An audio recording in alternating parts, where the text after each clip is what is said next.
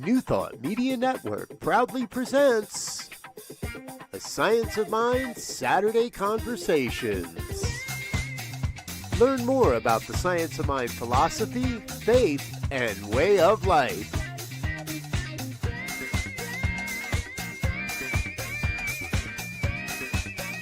Join our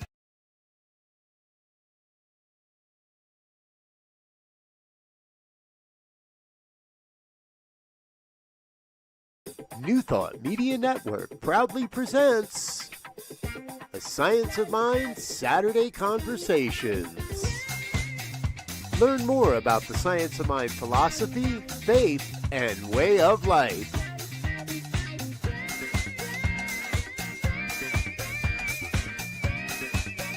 Join our team of experts for a weekly deep dive discussion.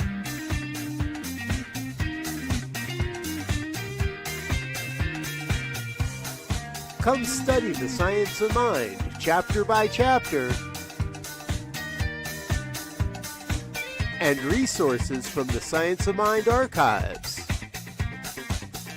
Plan to join us every Saturday, 9 a.m. Mountain Time, only on the New Thought Media Network.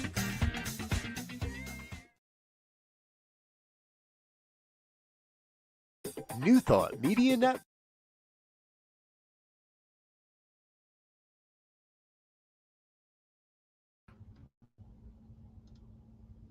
Good morning, everyone. Welcome to the Saturday morning Science of Mind lecture series.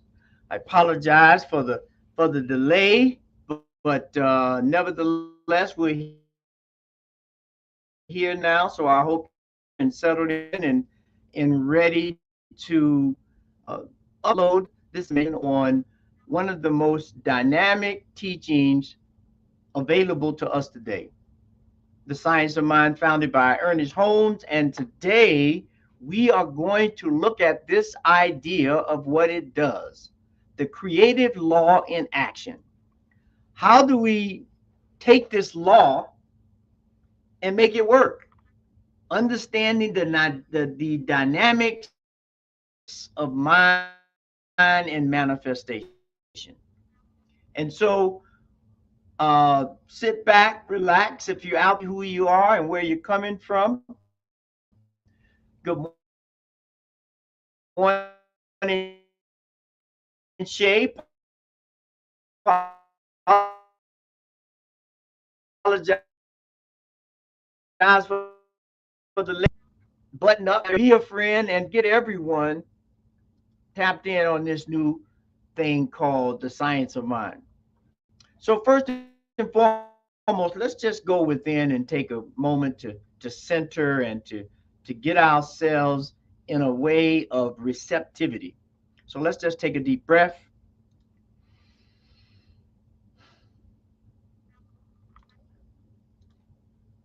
And as we settle into this idea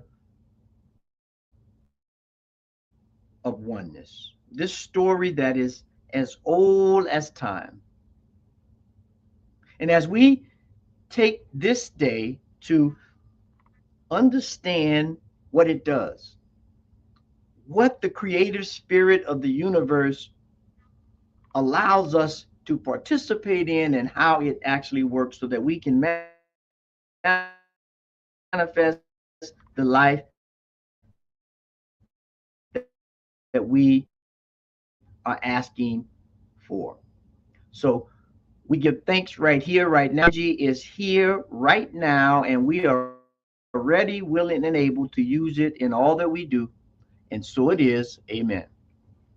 And so it is, amen. And so right now we are at the, I would say, at the threshold of newness, of greatness, of allowing ourselves to really begin at this new year to see, understand, and more importantly, activate this law, this understanding, this way of and how it shows up. And how it shows up. So first and foremost, If there's someone that feels ready, willing, and able to put in the chat, what do you think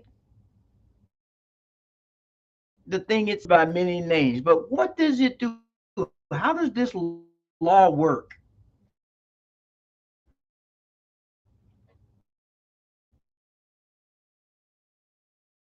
I'll take them. If not, we'll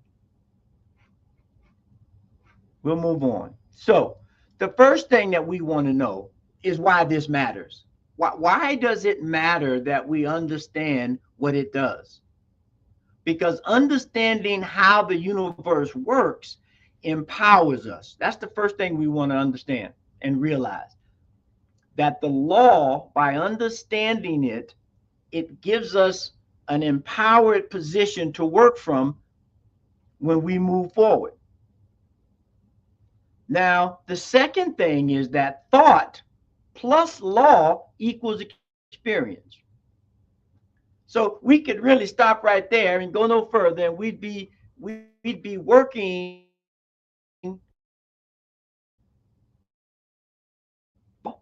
and how it empowers us, and then knowing that if we take the law plus thought, it begins to create our experience, and we begin to move in a way that allows us to take active participation into this thing called life. Now, the next 2 points I have here are from Ernest Holmes and from Raymond Charles Barker. Now, some of you may or may not be familiar with Raymond, but him and Ernest were close practitioner partners together. And Barker went and started the first church of religious science in New York. And so the way I look at it and the way I think they position it, and I want to bring that in today as we look at this section of the Science of Mind textbook. Ernest Holmes gives us, I think, a metaphysical interpretation or a metaphysical framework of how we look at this and understand what it does. And Charles Barker gives us like a psychological and so we're going to take that and kind of use that as we move along to really begin to work with this idea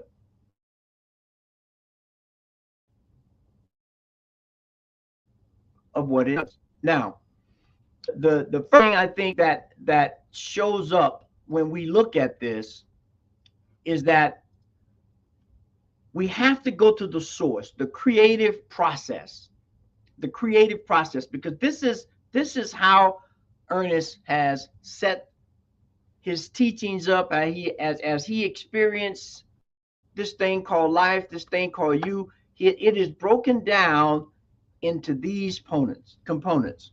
There's the spirit, which is the source, which is the creative energy that created all things. And so we can call it many names, but we call it spirit most of all. And then that spirit impresses itself on the medium, which is the mind. It impresses on the mind. And so at that point, uh, we are at a stage where it's like the seed soil plant.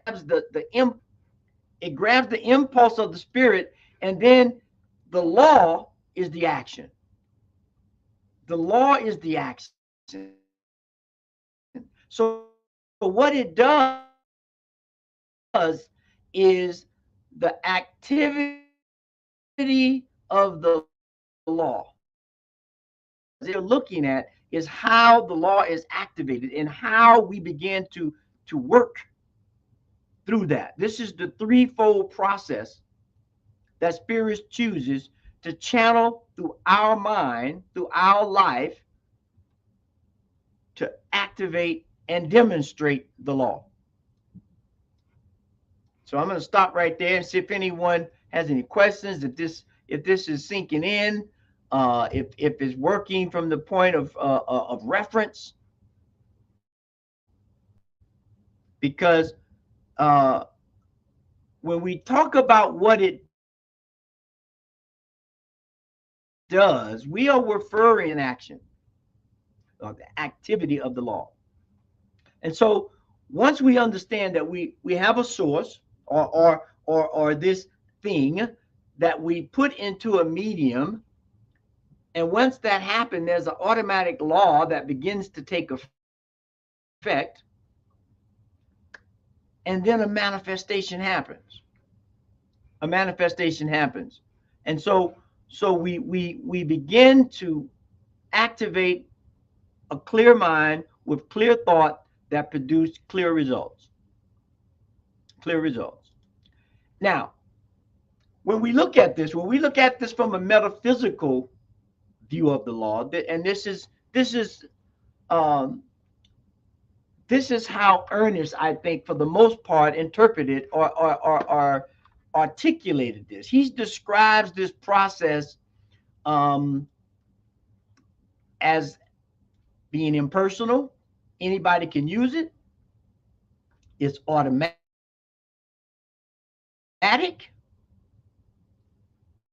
You put the seed in the soil and automatically neutral. It doesn't care who does it, kind of fits in with the impersonality of it. And it always responds to thought.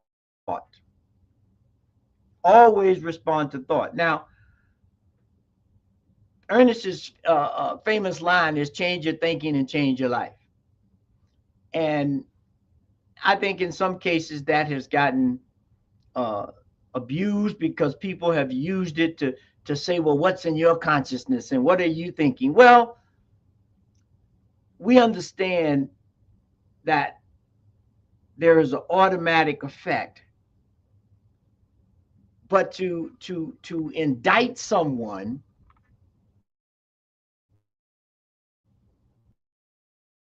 because is one thing. And if you're a practitioner of any sort, then that's even worse because your job as a practitioner is to elevate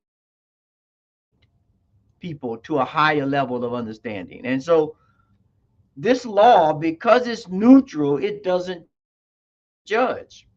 It simply like gravity or like aerodynamics. These laws are unseen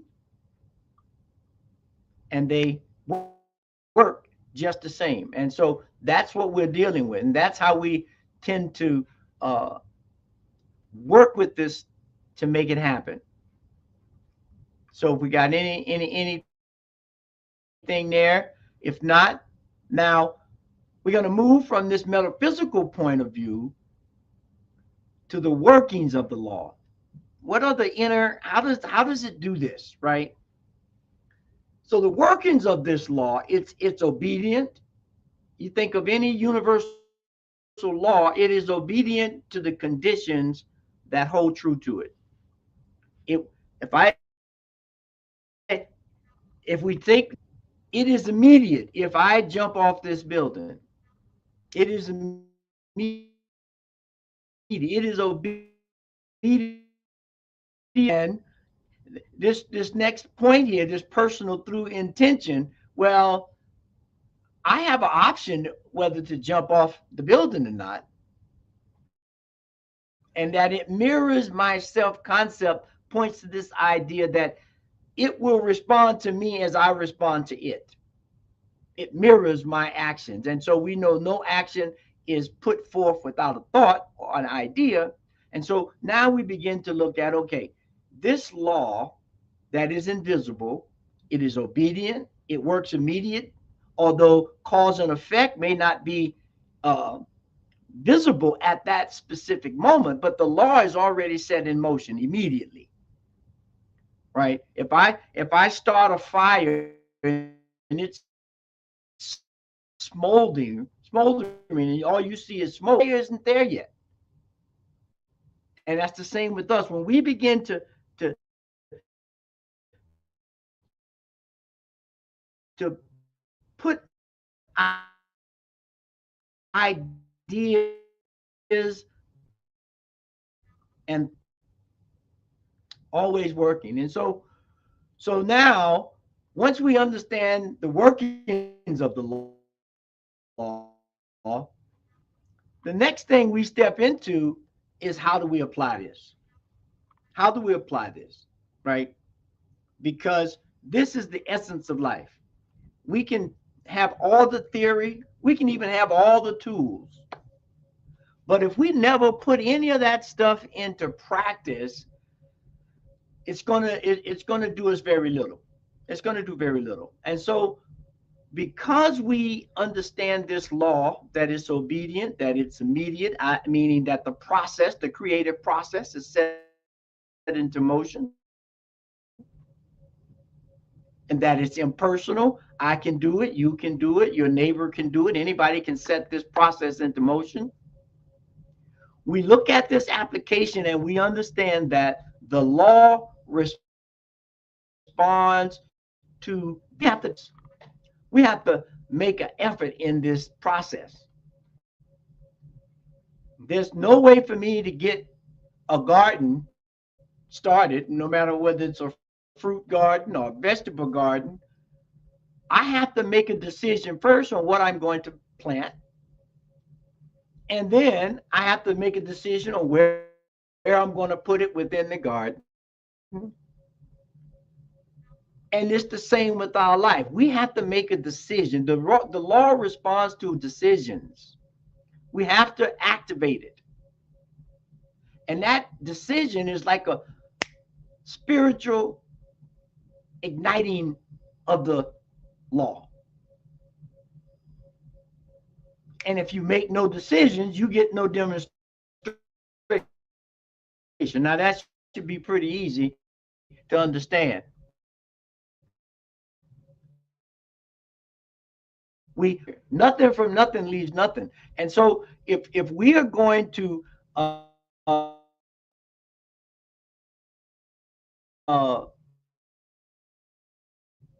other, it's not the thought that activates the law. Your decision is like the spiritual switch or the spiritual trigger that puts this law into motion. It's just there waiting for us to do it. The ground that we plant our seeds in is just sitting there waiting for you to put a seed in it. It doesn't care what the seed is. If you put it there and you give it the right environment, i.e., you activate the law with the proper attention, it will grow. It will grow. Now, let's just stop there. We looking at what it does, what this law does, what this source does. We know that it's responsive. We know that we have an active part in it, that we have to participate in this creative process. We understand that it does not judge. It simply responds to the pattern of the idea, the seed, or the thought that we place within it. And that by deciding, we turn the switch. We have this saying, of infinite possibilities, which is absolutely correct. But I got to decide on which of those possibilities I want to activate. And right here, no decision, no demonstration, no manifestation, no results from this law that is always working and always available.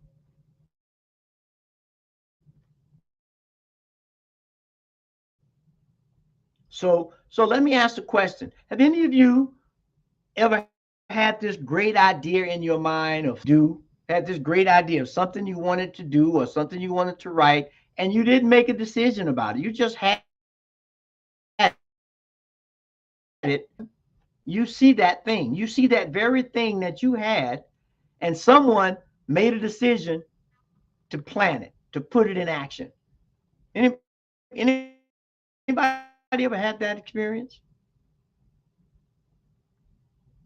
I have, and it wasn't pretty because the one thing, well, and it's been a couple of times, and one of them was very lucrative, and so as Wayne is saying here, we have a right to choose our attitude,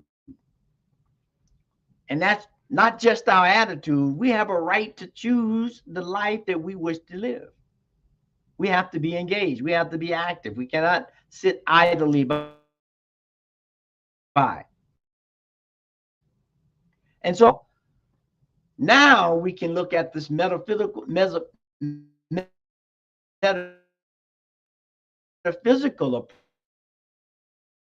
approach and this application approach. So from the metaphysical approach, which I'm for Holmes is this: thought impresses the law. That's the metaphysical approach. That when we think, we impress upon the law what we're looking to do. I want to create a better life. I want to invent something to help automobiles put out less carbon dioxide, or whatever it is. That thought puts an impression into the law, and it begins to work to find the things that supports it. The application, right, is the decision to activate the law. We have to make the decision to put this thing in action. The metaphysical based on our belief. Now, just to think that the law is impressive by the law, we have to believe that. And the mold or the framework is tied to your belief in what you're saying. If you don't believe that this law exists or work, well, it'll still work because it's a law, but to make it work, to push it forward. Look at this from this perspective. We look at this way of living that creates this how do I say, it creates this moment of excellence that we have the opportunity to do. That when we know that our thought is impressive, sets the mold for the thing to happen, and to understand that we are spiritual beings, that we have a tie in to this invisible law, then we can begin to put forth some expectations to seal that model, to seal that mold. And once we decide who we are, what we want, life begins to happen. Life begins to happen. And that is what it does. That what we're talking about is what the spirit, what the law of the universe, what it does. And so we have this metaphysical or this theoretical teaching approach, and then we have this application of how do I actually do this? What do I need to do? How do I do it? And this is how we do it. So there's thought versus decision. The thought impresses upon the law, and the application with your decision activates the law. Now I'm gonna stop there. Does that make sense? Are we tracking so far? How are we tracking? Because these are some powerful points um, that if we can embody them, if we can understand them and embody them, there is nothing we cannot accomplish as we move through life understanding this creative process. Because We have this metaphysical idea that thought impresses upon the law, and that we are infinite possibility, and that once we allow this infinite possibility to be set before us, we make a decision and then we activate the law, planting that seed, whether it's a tomato or a cucumber or a bell pepper. We make the decision of which seed we're going to put into the medium, and by making that decision, we activate this invisible law. Once we've done that, now we get into belief and expectations. The belief is the mold. I have for which it to move. And once I do that, that expectation seals the idea. I believed I have a tomato seed that I'm going to plant. That's the mold. And when I do that, it's sealed. The plant begins to grow and it's going to produce tomatoes. Ernest would always say, if you plant tomatoes, you're going to get tomatoes. You're not going to get potatoes. So, a little tongue in cheek there, but it's true. What the seed that we plant, we will get a direct relation of that. And it is based on the understanding or the belief of the seed we're planting and the expectation now. Here's the magic of it for me. The law does not argue. It's automatic. It is automatic the way it works. And the application is obedient, meaning the medium will take whatever we put in it and it will obediently follow the process of creation based on what we plant. So there's a different growth period between how long it takes for a tomato to be planted and produce fruit, or a cucumber to produce the fruit.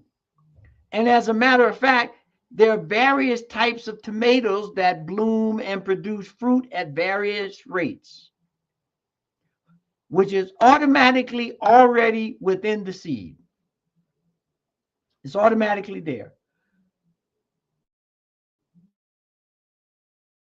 And as we plant the seed, obedient action for that particular type of seed. The same with us. I can plant a seed of getting physically fit. And if I go to the gym and work out or do some yoga or do some walking, in 4 to 6 weeks, 4 to 8 weeks, I will feel better. That will be automatic based on that. If I obey that law of physical fitness, it's not magic. It's a decision and the consistency and belief in that law. Now, once we got that clear of how it works, now we have magic. Because now I know, once I clarify my desires, I decide on the direction or action or what I need to do. I expect it to happen because I understand the law.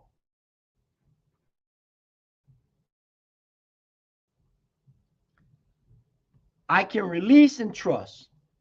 Once I put the action in motion, I can release and trust. So I clarify, I decide, I have an expectation. I continue this act with that expectation, then I release. I know if I plant the seed and take care of it, it will grow. It will produce fruit. It's been proven over and over and over again. So I want to see if anyone has any questions. I'll stop right there. Because I think we as we look at the current year that we're in, we have an excellent opportunity to demonstrate this teaching. We have all kinds of things going on within us and without of us that and we have the tools with this teaching to change our thinking and to change our lives beyond circumstances. Change our life beyond circumstances.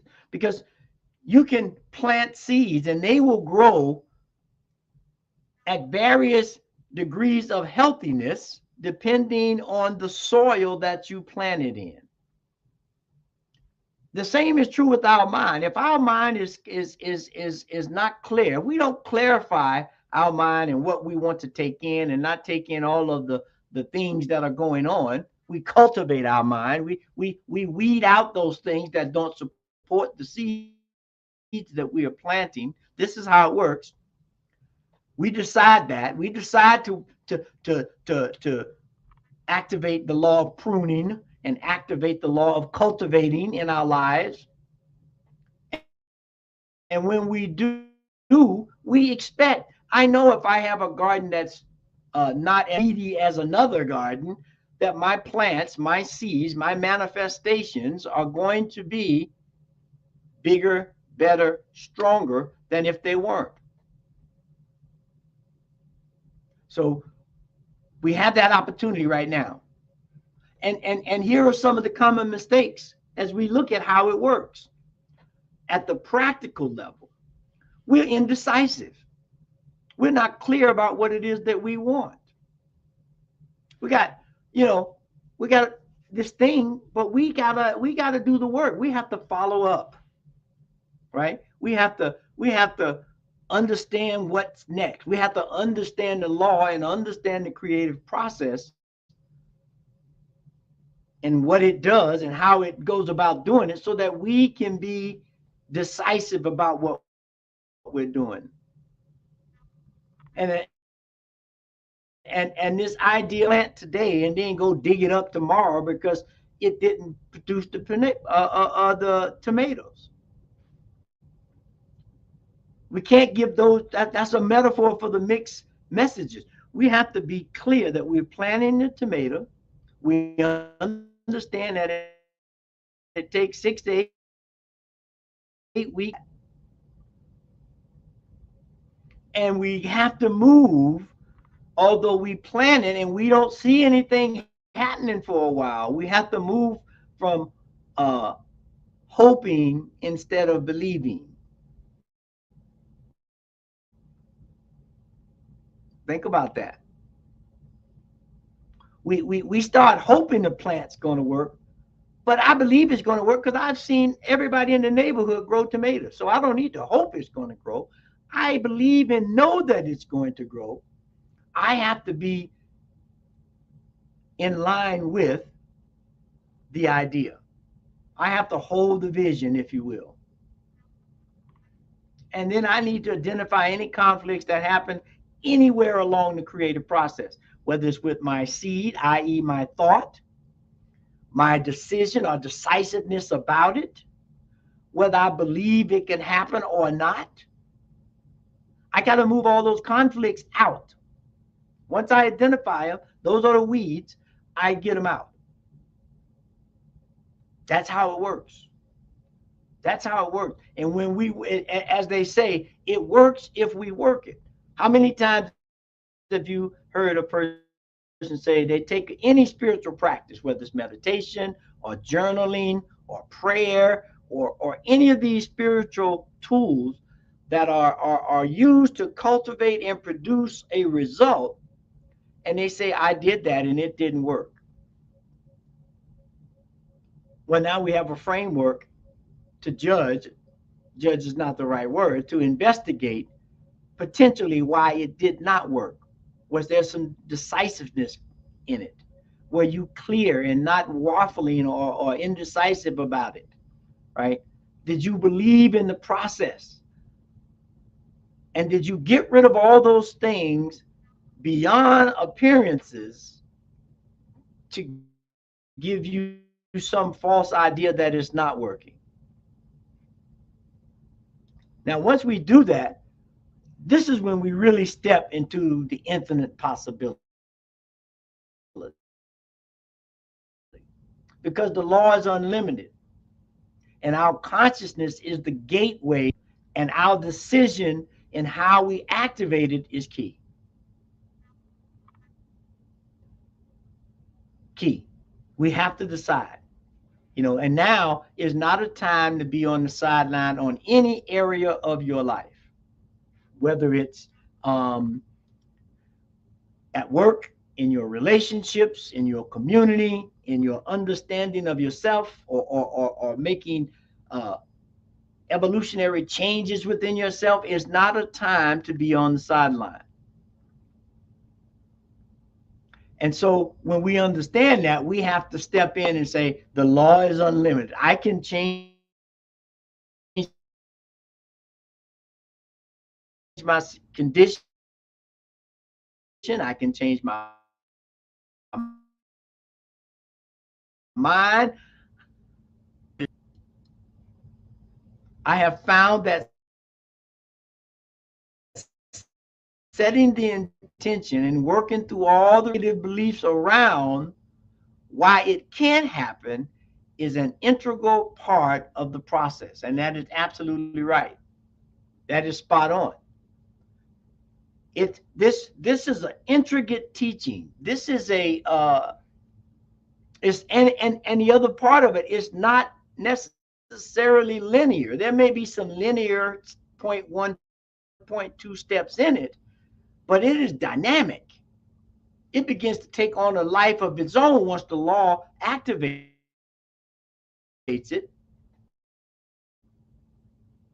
But we have to, as Shay said, we have to set that intention. All of the resistance that may come up within us and without us, i.e., somebody telling me, "Oh, you can't do that," or that's not the thing to do, or whatever it may look like. But that's what we have to begin to understand, that in this infinite universe, there's infinite possibility. This is how we can get busy. When we understand how it works, we can begin to create the life that we desire. We can create the life that we desire. So the question, are we ready? Are we ready to do this? Are we ready to create an integrative practice on how this stuff works to make it responsive to us?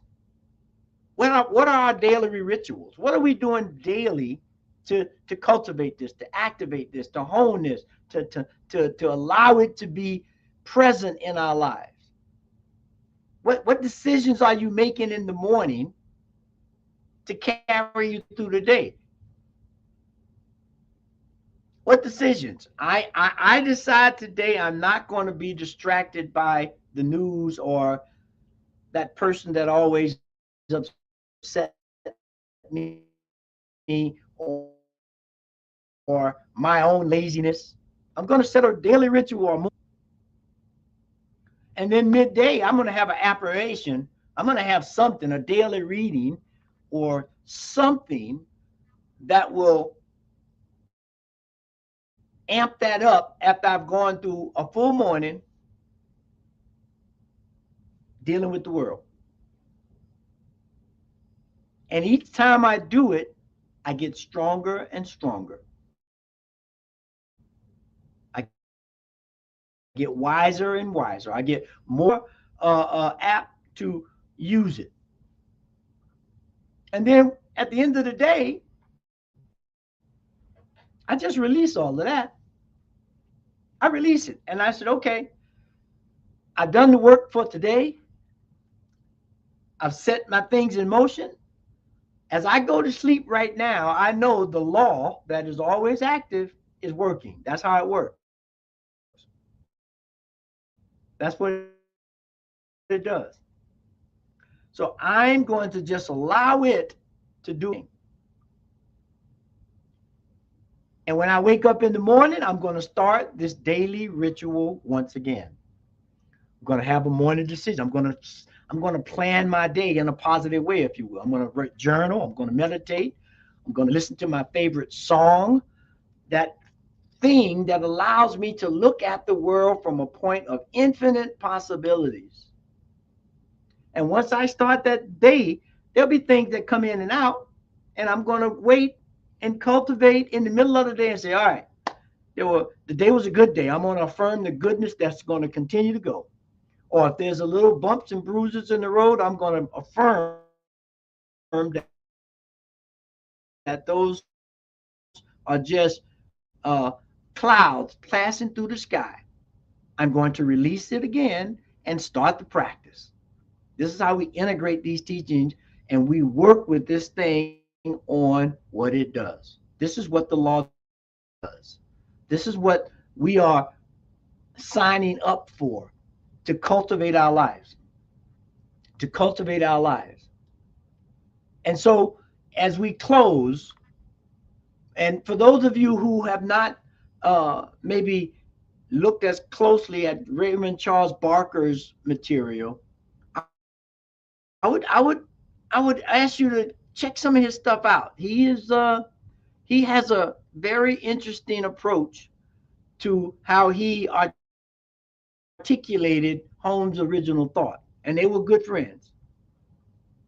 And so, Holmes's idea, as I think, is that the universe holds nothing against us. And Raymond Charles Barker says, you are the thinker who decides. Now, if you look at that, there's the infinite, but we have to decide what that is, what we are going to articulate. And it's been proven in the quantum theory teachings that this whole idea of wave and particle says that these things are waves with infinite possibilities. And when we collapse, we make it collapse on one thing and become a particle when we observe it by activating the law of bringing this thing into focus out of all these things that we could, it falls into place. It falls into place. Now, that's what we that's what we're looking to do here. We're looking to create this kind of life. That's how this works. That's what it does. And so we have to begin to study this and activate this and create daily practices for this, because some of it's elusive, right? We're talking about invisible laws that can be elusive, that we have to experiment with, we have to practice with, we have to do things with to make sure we understand. That's why we call this religious science. It is a science that I have to practice and understand. And I'll leave you with this before we close with an affirmation. There is the principle of power, right? Or electricity, sometimes it's said, but power, it might be, give us the broader explanation of it. But when I try to create this power, this energy, I can do it through fossil fuel. I can do it through turbine. We get some wind turbines. I can do it through a nuclear apparatus. I can do it through hydro, get some water and dam it up and create some power and energy. Now we have this principle of power, or this principle of energy, that can be produced using various laws: the law of thermodynamics, the law of nuclear, the law of turbo, hydro. All of them fit within that principle, but they're slightly different laws to take advantage of the material or the environment or the atmosphere that they're using to create the power. The same is true for us when we begin to create our lives. There are many different ways to us to create our lives. And this is how this thing works. We begin to understand the principles, and then we can extract the law that fits us for the time and place. And so as we close, if there's no questions or comments, as we close, I have this affirmation that that I think if we use this, at least if just for this week, I think it'll give us. I decide to know the truth. Meaning, I'm going to be a scientist. I'm going to investigate. I'm going to I choose to live from my divine identity. That I'm going to live from that spiritual essence. No one has ever seen mind or consciousness, and this body is the vehicle for it to move forward. So I'm going to choose to live from that perspective, that conscious perspective, that mind perspective that animates and moves this body, which is spirit, that does this animation. And once I can tap into that, I'm going to live my life knowing that the law responds and it is done. So I decide to know the truth. I choose to live from my divine identity, and I know that the law responds and it is done. And so that is how it works. That's how it works. And now the question becomes, are we ready to step into the framework of using it? Are we ready to step in and use it? And so I trust and I hope that everyone here today is ready, willing, and I know you're able to begin to look at this teaching, to activate this teaching in our lives, and uh, to make this how do I want to say to make life flourish. You ever go to a garden or the botanical garden and you see how it flourishes, how it's just, it is a beautiful tapestry of all different kinds of plants that are working together, one supporting the other. The bees are there, the butterflies are there, everything working together to create this beautiful tapestry.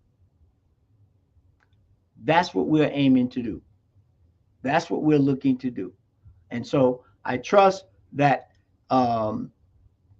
everyone has gotten something from this short lecture, that we are ready, willing, and able right now to step forward and move in light so that we can become the ones we were created to be. And so with that, we thank you for being here. We know that there's no place like right now. And so with that, I bid you farewell. Have a great afternoon, a great weekend, and know that God is all there is, and so it is. Amen.